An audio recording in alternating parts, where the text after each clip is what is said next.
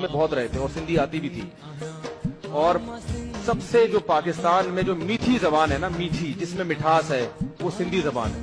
سندھی زبان میں जेकी खूबियूं आहिनि हुन में इनकिसारी, ख़ाकसारी, मोहब्बत अहल बैत ऐं माना शिद्दत पसंदी न है.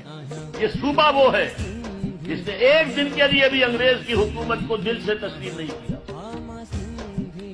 1944 तक पार्टीशन ऑफ इंडिया और आजादी हिंद से 3 साल पहले तक हुर यहां पर बगावत कर रहे थे.